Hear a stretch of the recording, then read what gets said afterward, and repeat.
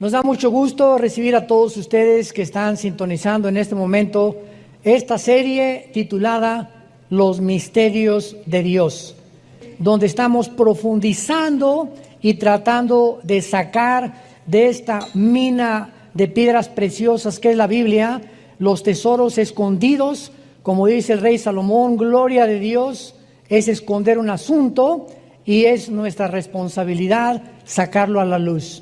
Así que Dios encripta, esconde tesoros, revelaciones en lenguaje metafórico, simbólico, para que nosotros tengamos la diligencia, la perseverancia de estar escudriñando, profundizando y no leyendo ya superficialmente las Escrituras. Y cuando de veras nos abocamos a una investigación profunda de la palabra de Dios, no, como dicen los jóvenes, no nos las vamos a acabar, nos vamos a sorprender, vamos a darle gracias a Dios, porque cada día un cristiano siempre tiene que decir: Dios mío, hoy me sorprendiste con esta cosa que ahora entiendo en la Biblia. Y si ya pasó una semana, 2 semanas que no te has sorprendido con alguna iluminación que Dios te haya dado en tus devocionales de la Biblia, pues la sigues leyendo superficialmente. Vamos a ver ahora el misterio de la serpiente y de Jerusalén. Tal vez no terminemos y la próxima continuaremos, pero es importantísimo lo que vamos nosotros a descubrir. Abran sus Biblias en el capítulo 3 del libro del Génesis. Y antes de entrar en materia, recordemos que otra vez enfatizo, Dios ha encriptado. Dios ha escondido a través de símbolos, de metáforas y de números.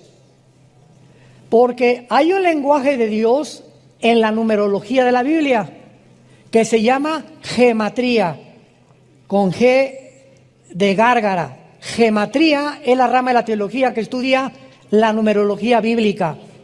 Y como de las 22 consonantes, porque el alfabeto hebreo tiene puras consonantes, no tiene vocales. De estas 22 consonantes que se forman el alfabeto hebreo, cada una de las vocales tiene un número. Es un ejemplo nada más que les voy a dar ahorita. Por ejemplo, la palabra embarazo en el hebreo tiene 2, 7, 5. Son 3 letras que forman la palabra embarazo en el hebreo. Y son los 275 días del embarazo de una mujer. Increíble. Esto no lo pudieron haber hecho los hombres. Y vemos que todo eso está encriptado. ¿Cómo es posible que exactamente estas palabras estén relacionadas con los 9 meses que tiene una mujer de embarazo? Entonces, esto es solamente un botón de muestra, como decimos. Génesis capítulo 1. En el principio Dios creó los cielos y la tierra.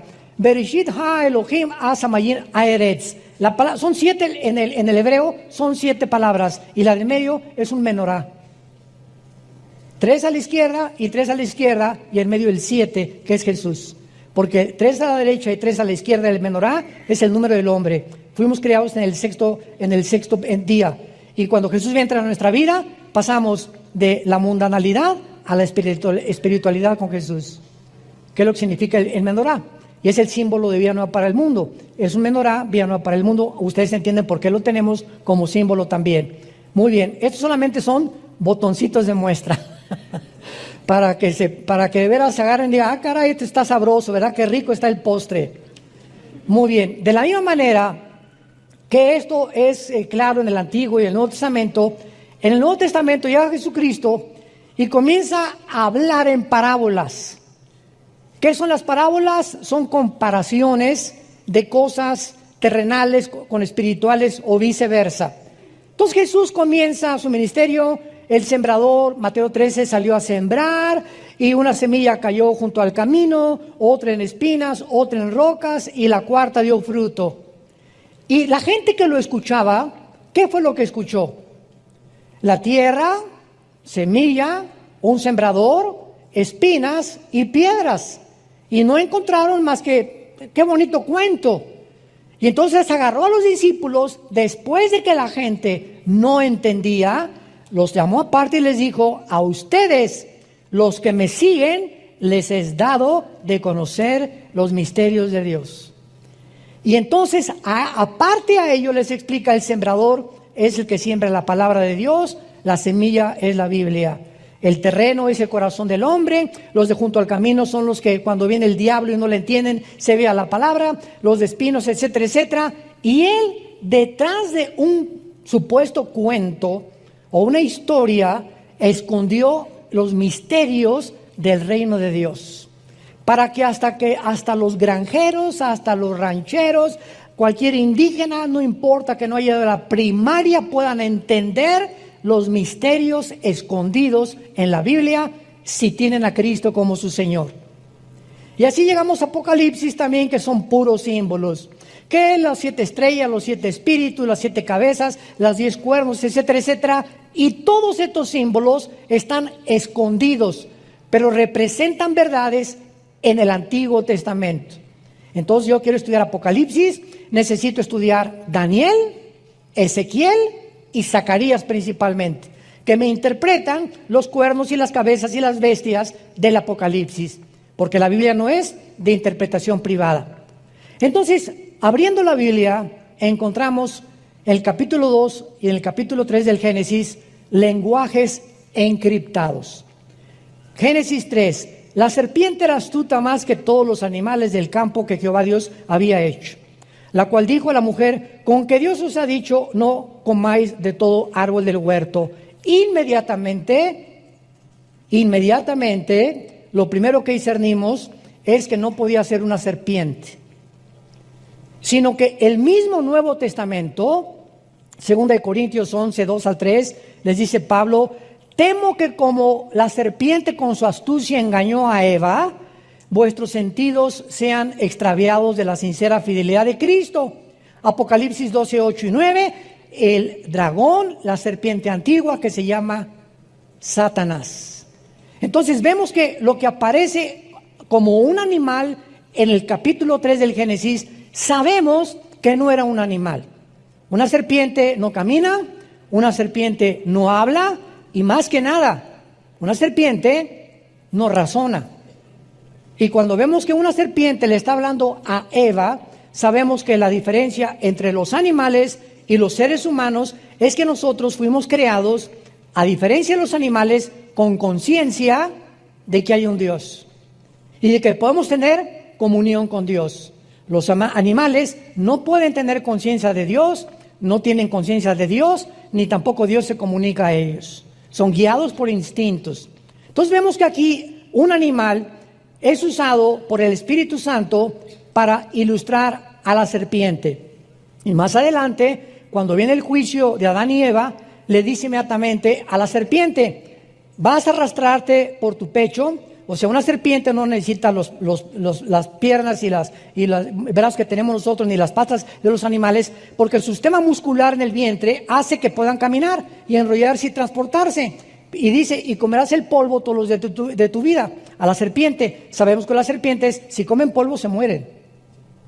Entonces, le está hablando a la serpiente, o a quién le está hablando Dios, le está hablando a Satanás, profetizándole que, como dicen Isaías 14, al final Satanás va a ser humillado peor que los mismos animales cuando venga el juicio de Dios. Entonces, todas estas cosas las descubrimos cuando estudiamos la Biblia, cuando profundizamos la palabra de Dios. Entonces nos damos cuenta claramente por qué Dios esconde todo este lenguaje encriptado, para que aprendamos que el petróleo no se encuentra haciendo un pocito de 1 metro en mi jardín. Si quieres encontrar petróleo, necesitas una sierra perforadora, ¿verdad?, que penetre casi 500, 300 metros, y ahí en lo más profundo se encuentra el oro negro. Los tesoros de la Biblia no se encuentran leyendo: Jesucito mío, mi su compañía, no me desampare noche en el día. Amén. Y ese es el devocional. Padre, te damos gracias por estos alimentos que nos has dado, y dáselos a los que no los tienen. En nombre de Jesús, amén. Mejor cómprate un perico que él diga esa oración. Nos comenzamos a volver autómatas y comenzamos a actuar automáticamente sin ya estar nuestra alma y nuestro corazón ni en los mismos alimentos. Ya lo decimos como algo memorizado. Ya no, Padre, te doy gracias en este momento por estos chilaquilitos, y en este momento, Padre, te pido por mi hija que se acaba de ir, te pido por esto, Padre, gracias porque esta mañana nos trajiste con bien. Pero comenzamos a recitar y a volvernos robots religiosos. Y así pasa con la lectura de la palabra de Dios también. Muy bien. Entonces encontramos también, ¿verdad?, que en el huerto del Edén pues había dos árboles, el árbol de la vida y el árbol del conocimiento del bien y del mal. Y la Biblia nos dice en todo lo demás, ¿quién es la vida? Jesús. Yo soy el camino, la verdad y la vida. Entonces yo no voy a tomar un fruto y lo voy a comer y tengo la vida eterna. Dios lo encriptó y nos sabemos que es Jesús la fuente de la vida. Pero no vamos a profundizar más porque estoy seguro que se van a empachar. Entonces, antes de poder profundizar, vamos a comenzar desde el principio. Vayamos, por ejemplo, al Salmo 82, versículo 1. La historia del huerto del Edén es una de las historias más famosas. Sin embargo, repito, encierra misterios de la Biblia. ¿Qué fue lo que realmente sucedió en el huerto del Edén? ¿Era la serpiente realmente un reptil que caminaba y hablaba y razonaba? ¿Y los árboles eran simbólicos o eran literales? ¿El fruto que comió Adán y Eva era literal o era simbólico? Y además nos revela la Biblia dónde se encontraba geográficamente el huerto del Edén, porque lo único que sabemos es que salía del Edén 4 ríos, de los cuales uno es desconocido, que tal vez fue erosionado o borrado después del diluvio, que posiblemente haya sido el río Nilo, que es posible. Pero sabemos que salían estos ríos y que estos ríos actualmente descienden por Irak, y que es el río Tigris y el Éufrates. El Tigris nace en Turquía y recorre casi todo el Medio Oriente y desemboca en el Golfo Pérsico. Entonces nos damos cuenta que como se encuentra ahorita, si agarro un mapa ahorita y pongo a Israel, y pongo a Jordania, y pongo a Irak, y pongo a Irán, y pongo a Líbano, estas naciones que nosotros vemos geográficamente divididas por fronteras, fueron divididas después de 1920.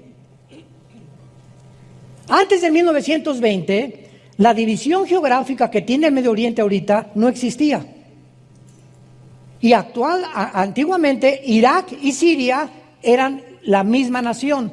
Se le llamaba la nación Asiria y por eso se llama la Mesopotamia. Esto es muy importante.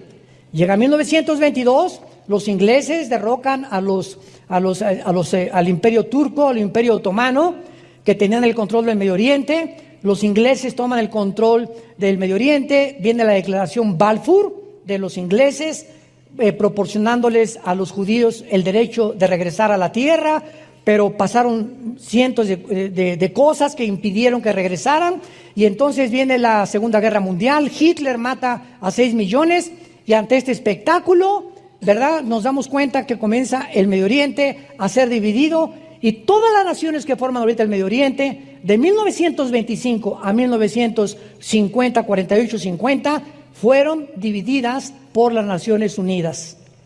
Entonces, cuando hablamos nosotros del jardín del Edén, que se encuentra cerca del Tigris y el Éufrates, se encontrará en Irak, pegadito con la frontera con Israel, o se encontrará en la ciudad de Jerusalén. ¿Qué nos dice la Biblia dónde se encontraba el jardín del Edén? Porque en el jardín del Edén, escúchenme, fue el primer lugar donde Dios se comunica con el ser humano. El primer lugar geográfico donde Dios se comunica con el ser humano. Después se rompe la comunión del ser humano con Dios, ¿y qué hace Dios?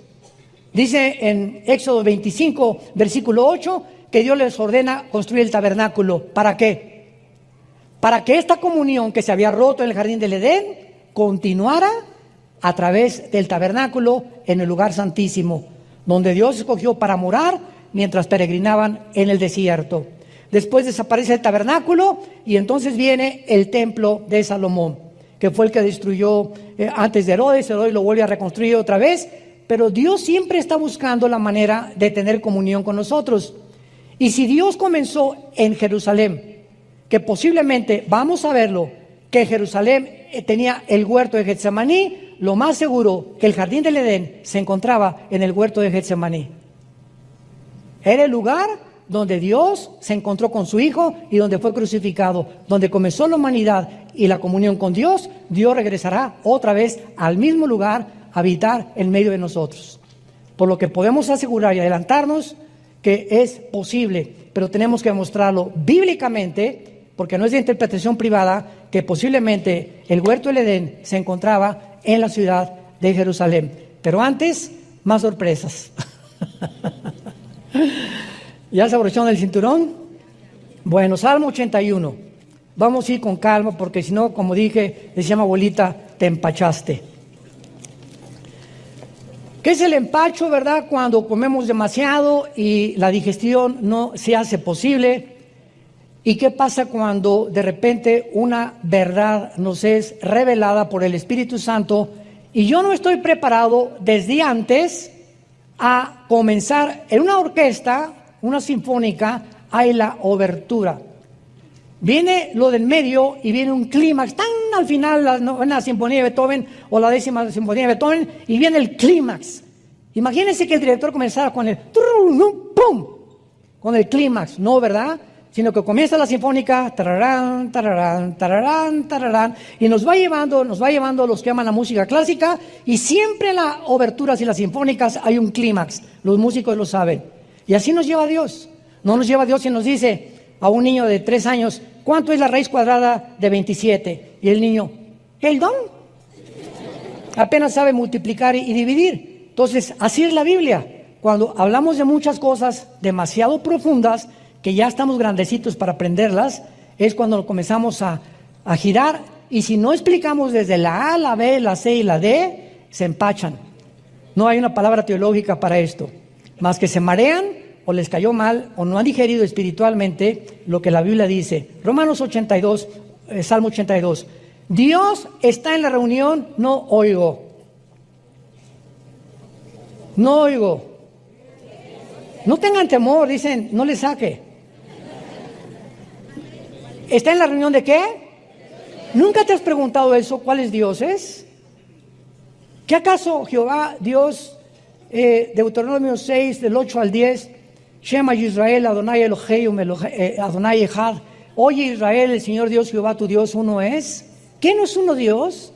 ¿Quiénes son estos dioses que continuamente habla la Biblia? ¿Y cómo es posible que diga que Dios, porque apúntalo, la palabra Dios es Eloah, y cuando se le pone el I-N, Elohim, es plural?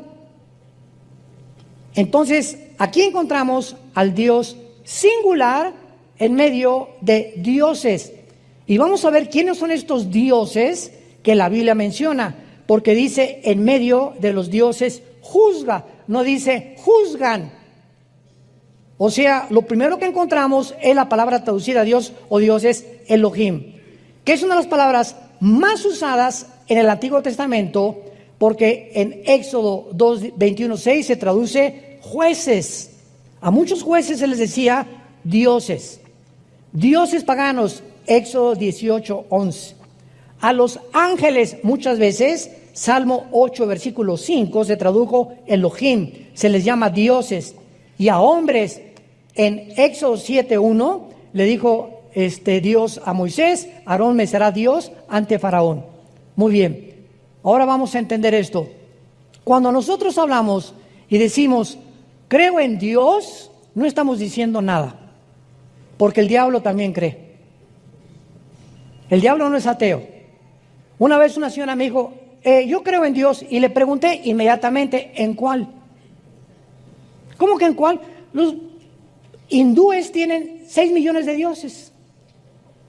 Los griegos tenían su mitología griega, al dios Neptuno, al dios Zeus, etcétera, etcétera. Cuando me dice, creo en Dios, ¿qué me está diciendo la señora? Usemos la lógica elemental. Estoy creyendo, yo creo que hay algo superior. Nada, es lo único que me está diciendo. Algo superior. Ok, hay muchas cosas superiores que se les llaman dioses en la Biblia. A los ángeles, a muchos demonios se les llaman dioses. A todas las criaturas divinas debajo de Dios se les llama dioses. Y hay personas que se les llamaron Elohim también en el Antiguo Testamento. Ahora bien, este término Elohim se aplica también a los ángeles caídos, como a los ángeles obedientes. Y cuando Satanás tienta a Eva, ¿se acuerdan qué le dijo? Serán, pero está en plural. No dice serán como Dios. Ahí apúntalo, es Elohim. Serán como los dioses. O sea, Satanás dice, hay un mundo, una dimensión invisible en el universo de criaturas que Dios ha creado debajo de él, pero que están bajo el gobierno de Dios. Y todas esas criaturas se llaman dioses, porque gobiernan o tienen autoridad espiritual. Entonces, lo que le estaba diciendo la serpiente o Satanás a Eva es, tú puedes tener un conocimiento de el que tenemos nosotros allá arriba en el cielo. Y cuando Adán y Eva supuestamente se comen el fruto prohibido, más adelante dice Dios en el capítulo 3, tratemos de impedir que regresen al huerto del Edén, porque si comen del huerto del Edén en estado caído, van a vivir eternamente. Entonces, cuando Dios los saca del huerto del Edén, hace en su misericordia, porque no podían vivir en pecado eternamente. Entonces, fue una misericordia de Dios lo que hizo, pero Dios hace una cosa tremenda en Génesis 3. Serán como nosotros, sabiendo el bien y el mal. Si ellos comen otra vez, serán como nosotros, sabiendo el bien y el mal. Fue una parte de la verdad que Satanás le dijo a Eva, mezclada con la mentira. Muy bien. Veamos en Deuteronomio capítulo 32, que cuando sacrificaron los mismos judíos que Dios les había prohibido, todas las estatuas y todos los ídolos que todas las culturas a través de la historia han levantado, se les llama dioses. El dios Tlaloc, tu padrino. El dios de los vientos, el dios Zeus.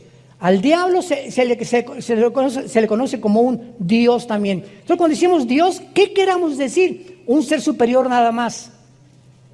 Entonces, cuando yo digo creo en Dios, no digo nada. Creo en Dios, el Padre de Jesucristo, mi Señor y Salvador. ¡Ah! Ya estamos aterrizando. Es el único Dios vivo y verdadero. Los demás no tienen el poder que tiene el único Dios. Y su nombre no es Dios, es Yahweh, que es yo soy el que soy.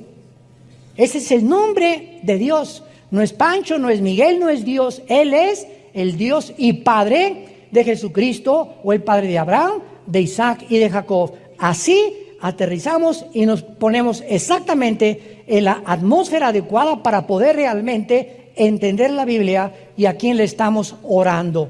Porque hay mucha gente que ora, dice a Dios y le están orando al mismo diablo y a los mismos demonios. Lo vamos a comprobar.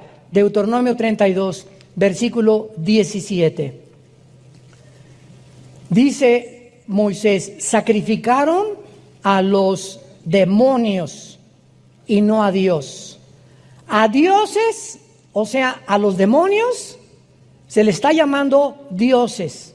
A dioses que no habían conocido, a nuevos dioses, otra vez ponle ahí, es Elohim, venidos de cerca, que no habían temido nuestros padres. ¿Ya van avanzando? Ya van descubriendo que esa palabra Elohim no habla más que en plural de dioses, y Dios singular Eloah. Cuando es in, el in aumenta el plural en el hebreo. Entonces nos damos cuenta que cuando muchas personas se hincan delante de una estatua, de una virgen o de un santo, o si, nuestra hija Natalia, que acaba de casarse, se fueron a Bali de luna de miel. Me dice, papá, es el lugar más barato de México, de más que la Riviera Maya. En Bali, $100 diario con todo incluido en los hoteles. No te imaginas, pero está a casa allá donde nace el aire. Yo le digo, a mí no que me inviten, me aviento 18 horas en el avión y ¿para qué fui, verdad?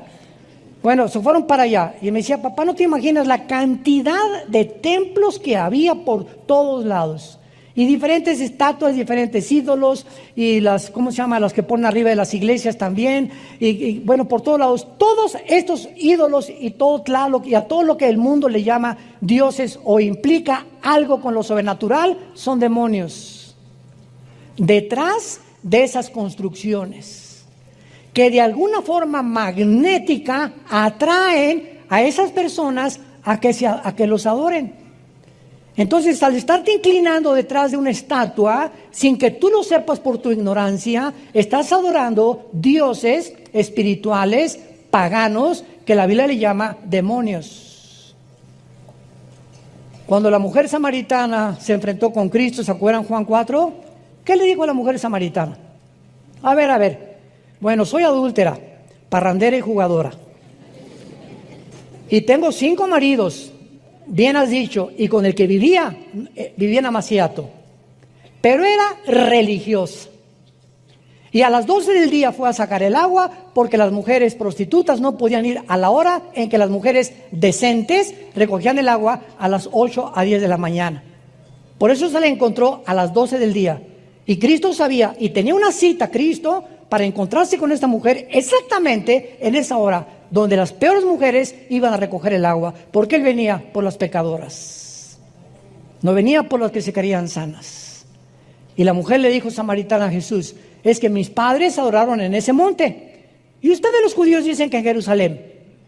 Era samaritana ella, peleados con los judíos. Y Cristo, ¿qué le contesta? Mujer, la hora viene cuando ni acá, ni allá, ni allá, ni en ese templo, ni en esa iglesia, ni acá, ni en musulmanes, ni hindúes, en ningún lado se encuentra la adoración, porque mi Padre es espíritu, y los que le adoran en espíritu y en verdad es necesario que le adoren. Pero Jesús, antes de esta explicación, le dice, créeme a mí. ¿Cómo podemos encontrar cuál es la verdadera religión? No hay ninguna verdadera religión. Créele a Jesús. No seguimos ninguna religión. Cuando me dicen en Estados Unidos, en las aplicaciones, ¿a qué religión pertenece? Le pongo ninguna.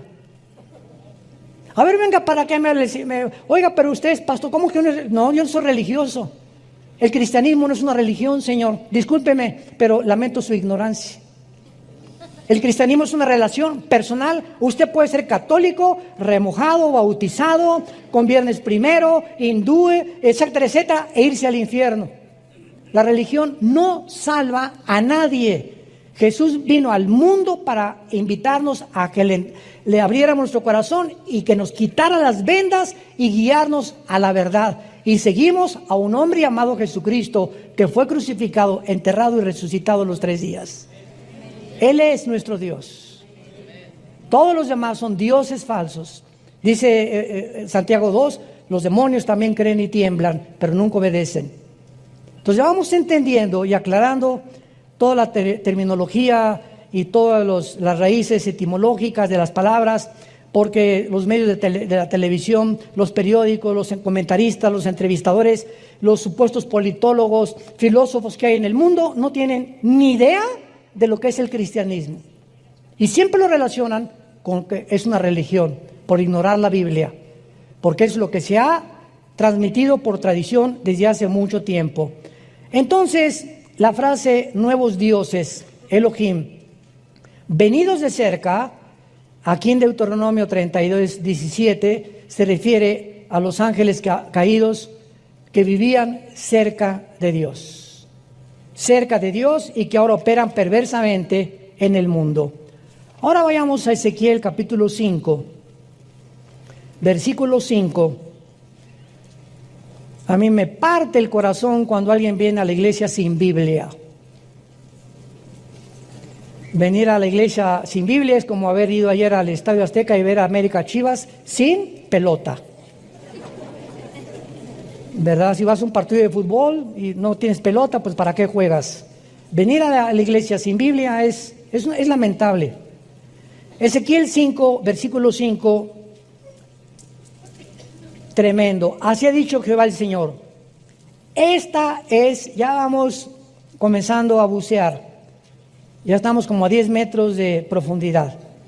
Esta es Jerusalén, la puse en medio de las naciones y la tierra de alrededor.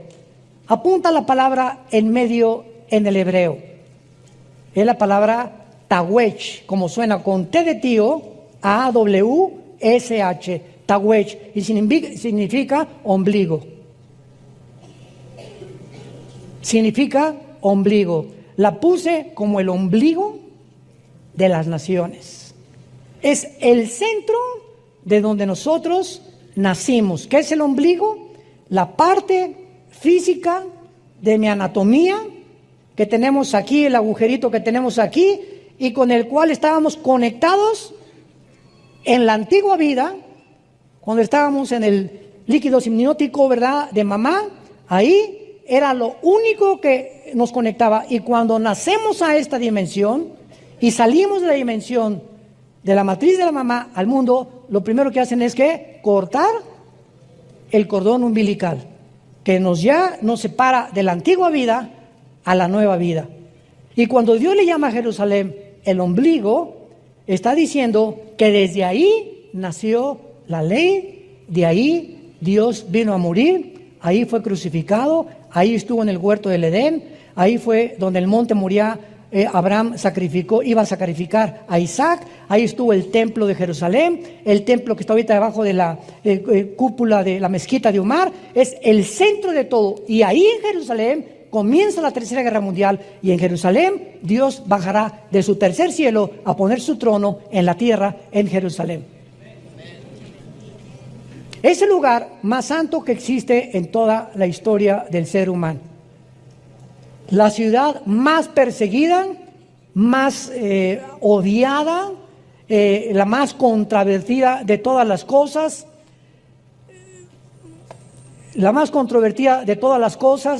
y la ciudad que está ahorita a punto de convertirse en la manzana de la discordia del mundo entero. Ahora vamos a comenzar a comprobar todas estas cosas. Otros han colocado el huerto del Edén en Israel, en el monte de Sión, y de acuerdo a la historia de los judíos y al lugar donde Dios creó a Satanás, fue en el Edén.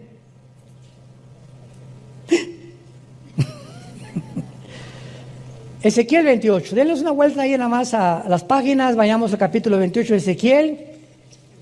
Y antes de que nosotros fuéramos creados, o nuestros primeros padres, Adán y Eva, en el huerto del Edén, ese lugar geográfico fue el lugar de la creación de la criatura espiritual más sabia, poderosa, magnífica, bella, inteligente, que se llamaba Lucifer. Ahí en el huerto del Edén, donde ya lo estaba esperando Lucifer, Adán y Eva, ese lugar se puso celosísimo. Lo vamos a ir entendiendo por qué el ataque, por qué no atacó a Adán antes de que fuera creada la mujer, cuando estaba solito Adán. ¿Por qué cuando ya Dios saca a la mujer del hombre, es cuando Satanás se pone celoso y ataca a la mujer? Lo vamos a ver después. Bueno, aquí en Ezequiel 28, versículo 12 en adelante, vemos lo que iniciamos al principio. Hijo de hombre, Ezequiel 28, 12. ¿Levanta hechas sobre quién?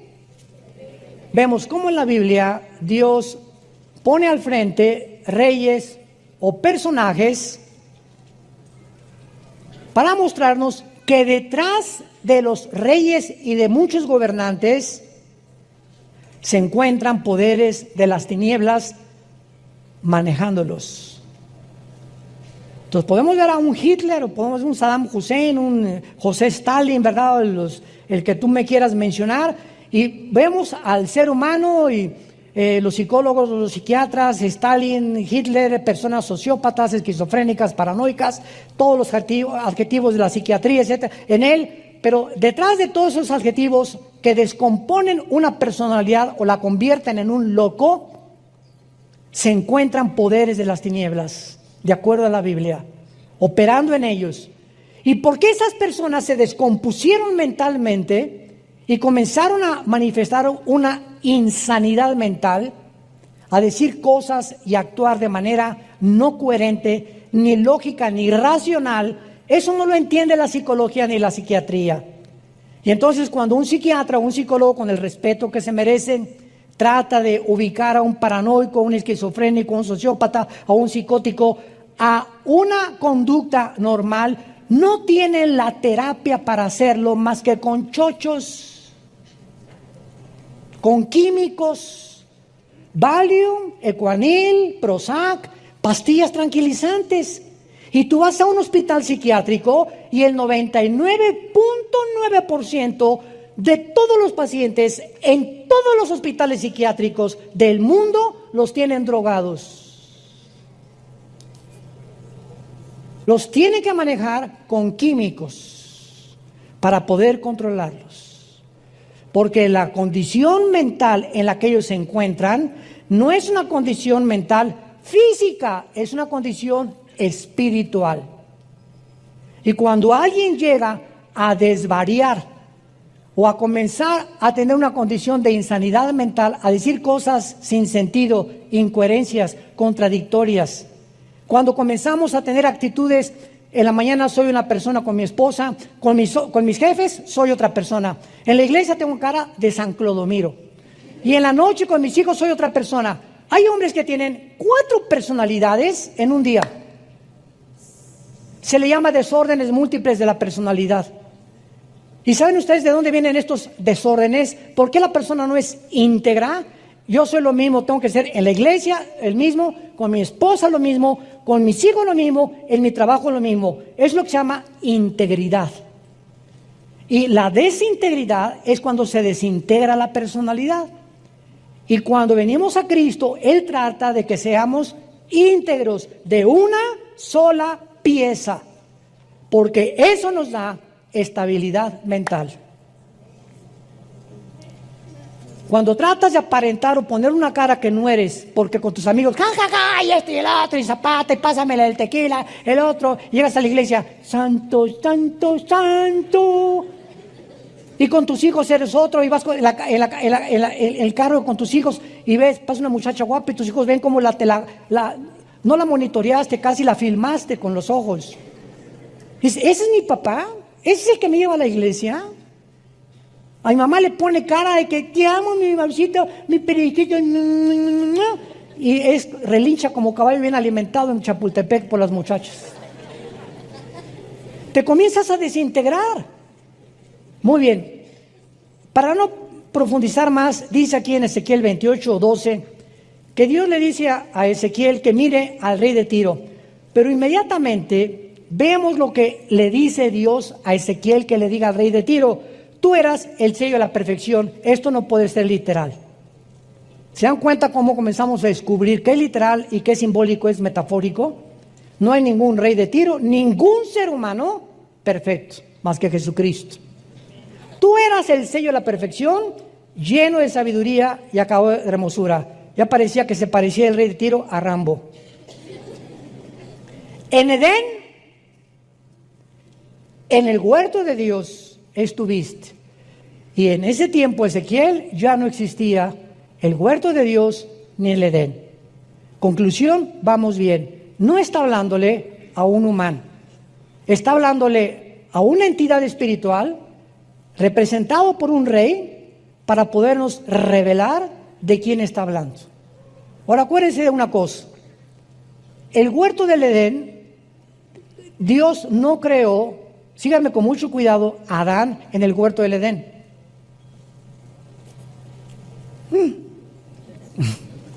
Si leen ustedes capítulo 2 del Génesis, van a ver ustedes que Adán fue creado en el Edén. El Edén es la zona geográfica que cubría tal vez la mitad de la tierra. Y el huerto del Edén fue puesto dentro del Edén. El huerto, un jardín en medio de la zona geográfica que se llamaba Edén. Entonces, el huerto era un jardín especial donde el ser humano iban a ser probados.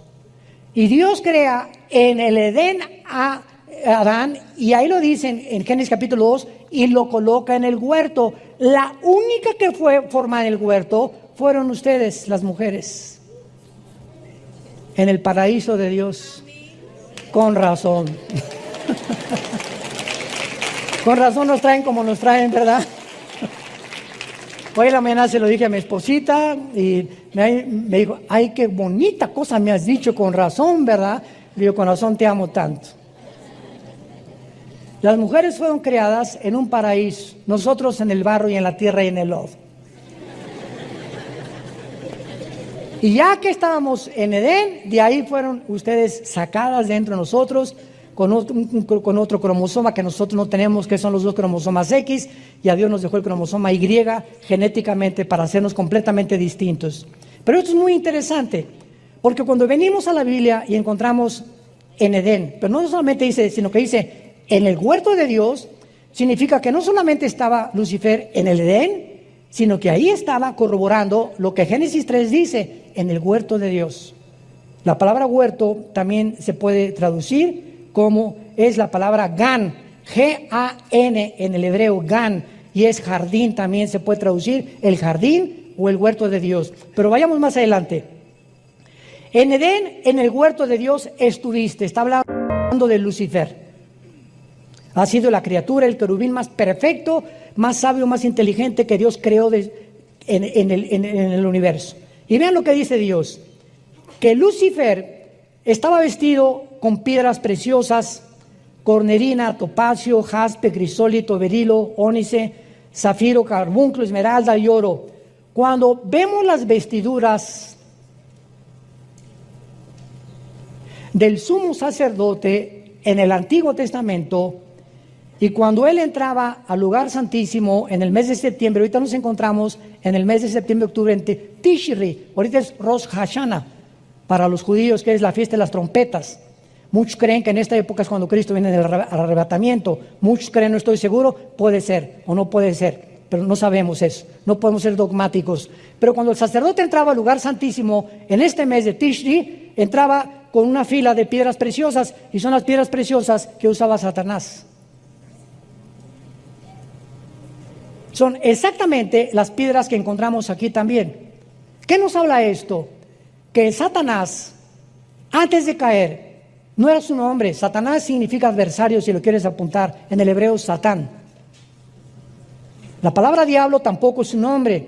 La palabra diabolos en el griego significa el que acusa o el que calumnia. Pero su nombre es Lucifer.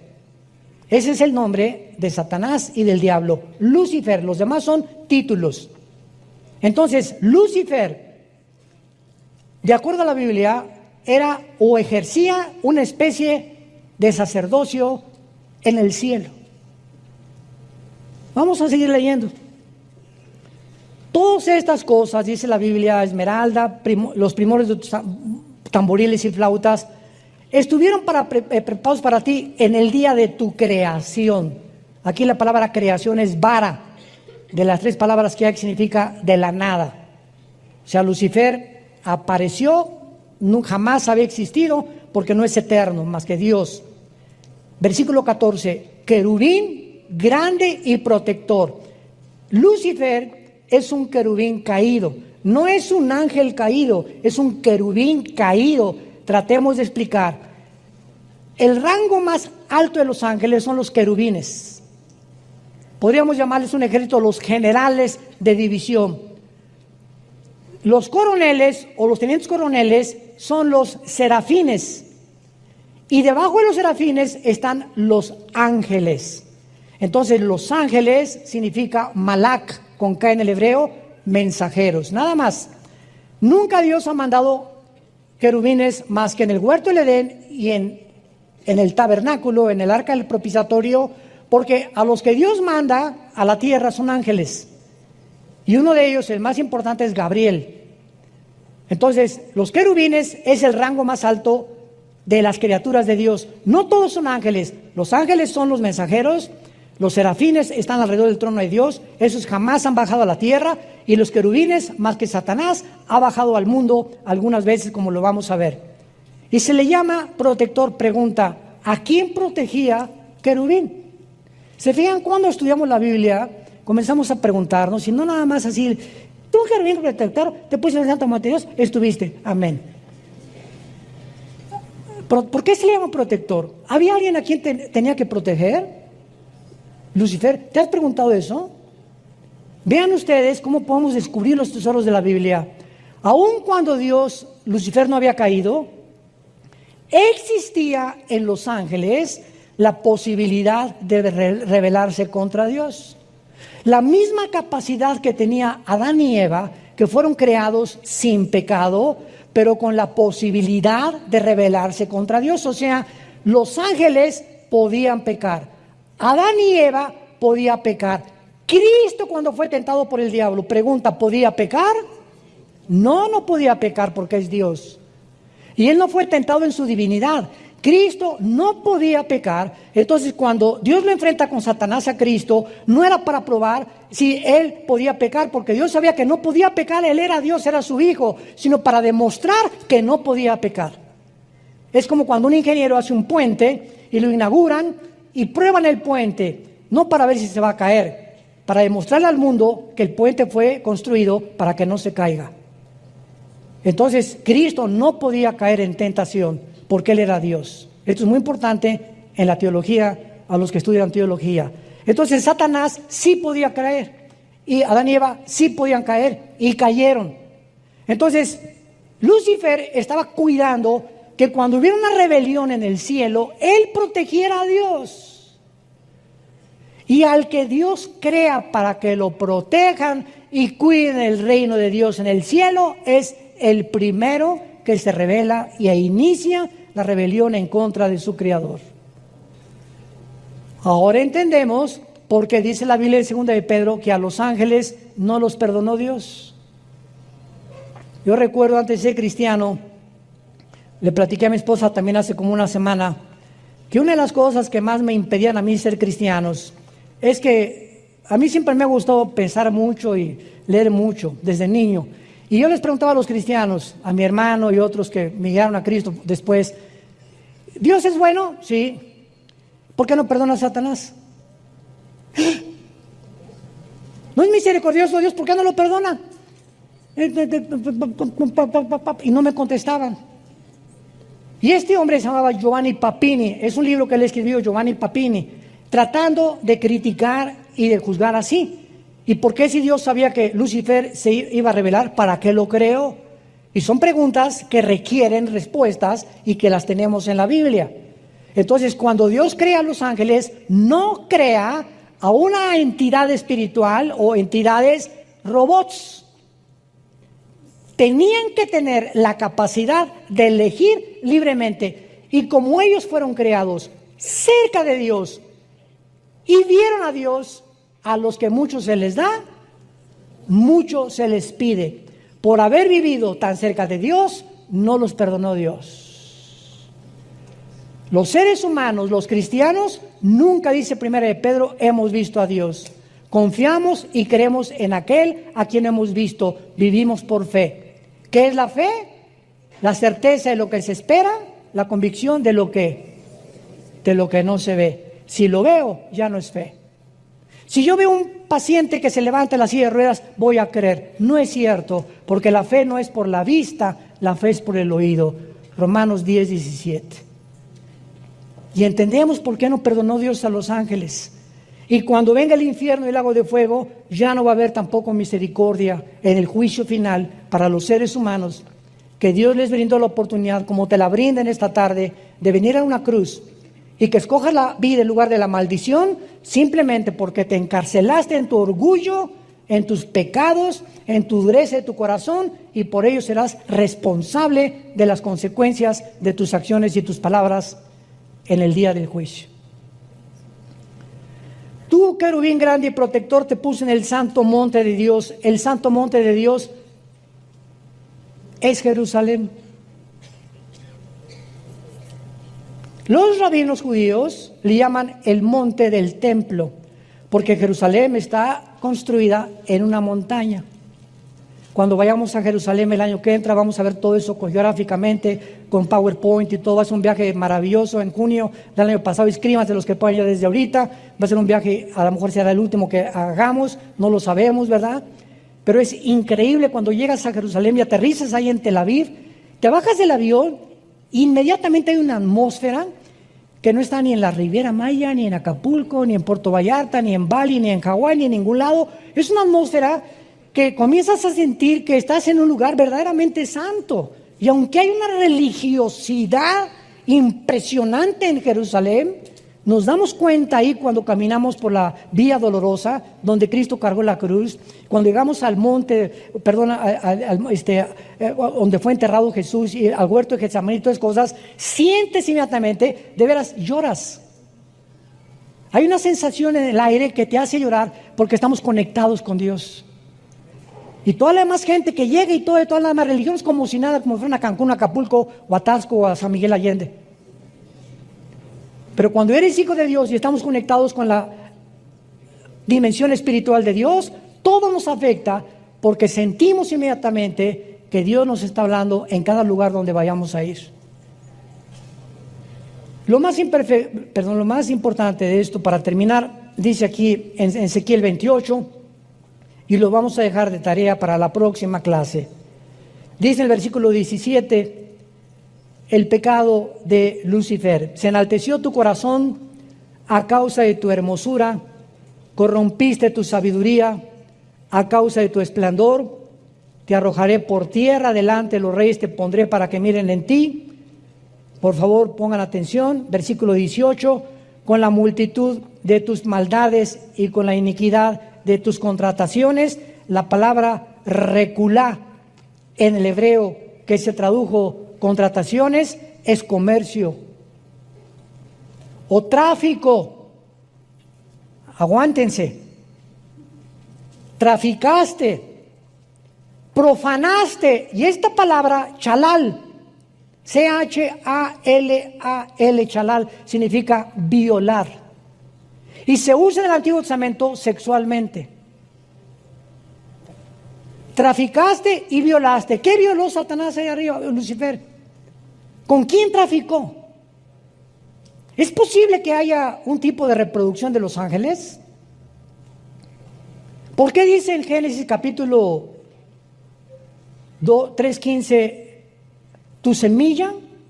Le está hablando a Satanás, tu esperma, la palabra ser en el hebreo es esperma, tu semilla estará en enemistado contra la semilla de la mujer.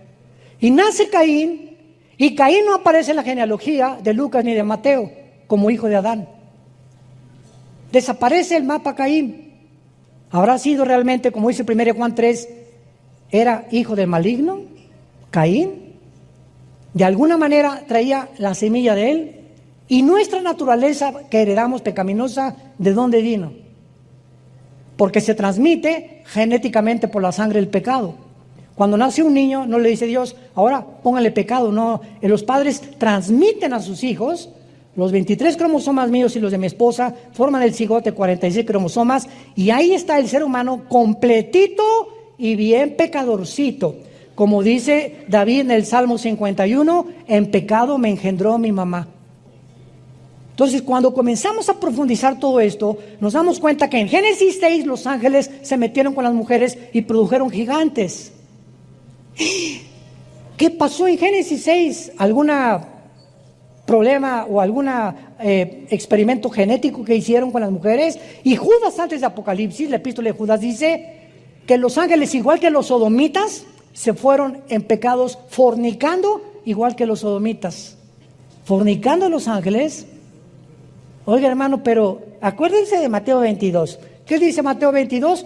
Cuando se casen, cuando resuciten, no se casarán ni serán en casamiento, serán como los ángeles están en el cielo. Los ángeles en el cielo no tienen acceso. Cuando bajan a la tierra, tienen forma de mezclarse con los seres humanos.